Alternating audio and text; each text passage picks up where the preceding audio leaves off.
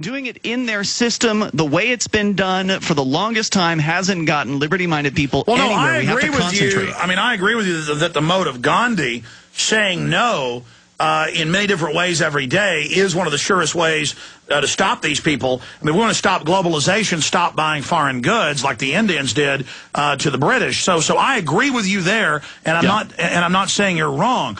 I'm simply stating that it's so far past that. It's so, I mean, it's so diabolical that people need to really come to grips with how serious this is. But where did Obama say that, A, and B?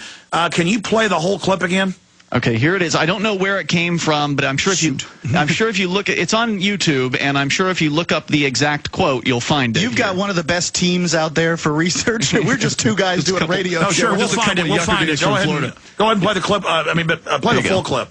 What essentially sets a nation state apart, which is the monopoly on violence. What essentially sets a nation state apart, which is the monopoly on violence. There you have it. And whenever you read globalist documents, that's all they talk about. We have the monopoly of violence, and that's why they hate it that we're armed. Sure. No, you'll get no disagreement from me, Alex. It's just a matter of let's get people who are excited about liberty to come up to New Hampshire and join the free. I mean, if you understand what liberty means, and that is that people should be free to live their lives how they want, as long as they don't harm anybody else, you're the kind of person that would be great up here in New Hampshire to get active for freedom. We've had amazing success with free staters, people who've moved here for the Free State Project, getting elected. It's an election year again here this year. There are, I think, dozens of people running this time because now more people are here than have ever been before. That's very exciting. That's very exciting. And I know the porcupine thing is important as well. But don't you understand why the founders said that we needed some state was because other states would come and try to invade us. It's a common and take our property. objection. Well, I mean, I assure you, if you've got a bunch of individuals, there are going to be within that system groups of warlords and thugs that are going to come rob your butt. Well, Alex, I don't know how things were in the 18th century, but I think that we probably did need a more centralized government in the age where people rode horses. Well, stay there. Finish when we come back, because the city of Austin is a group of criminal warlords robbing everyone. Sunday, ladies and gentlemen, with Congressman Ron Paul, 4 to 6 p.m. is the abbreviated Sunday transmission. Got another article up at prisonplanet.com. Oberman slams Tea Party Senate candidate for voting against water fluoridation. I'll be back next week as well, and I promise I'm going to tell my producers right now I want to leave a few days open next week with no guests. They've been doing a great job getting a lot of good guests, but I want some days to just take your calls on the oil spill.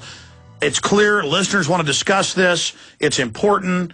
In closing with you guys, one of you, because you guys' voice accents sound similar, Mark and Ian, but one of you was trying to finish up a point before I went to break. But then I want to ask both of you about the oil spill.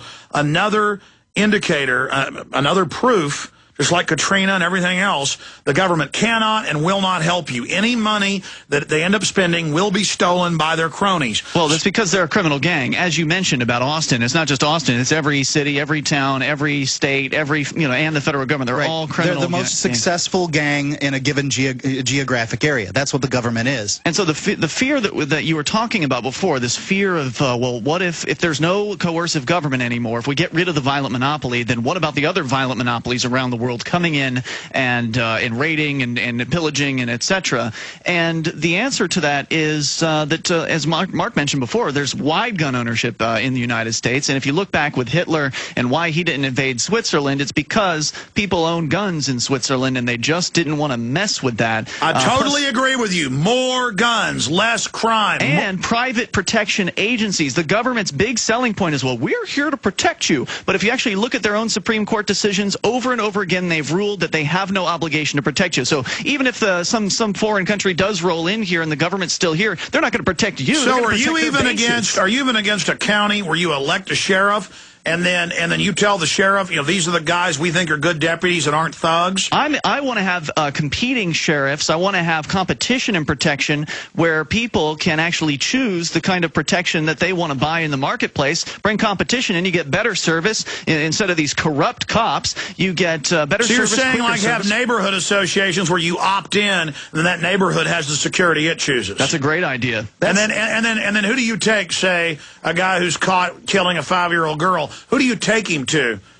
Private arbitration. Now, we're getting into a lengthy conversation here. I know you want to talk about the oil spill. But see, so I do. I mean, if he's caught red-handed, I do want him to have his little neck snapped. Oh, I don't suspect that there'll be a problem with that. I think most people feel the same way. Yeah, I think most people are against child molestation, and so the private arbitrators that would be competing for justice would essentially understand that. So when you have competition in justice and you have competition in protection, then everything gets better because competition, raises everybody up, etc. And there's a lot of good information at book.freekeene.com. There's a great book called The Market for Liberty from the 1970s that really gets into detail about private arbitration and market justice and things like that. And I would recommend that your listeners, and maybe you yourself, if you have the time, check that out at book.freekeene.com.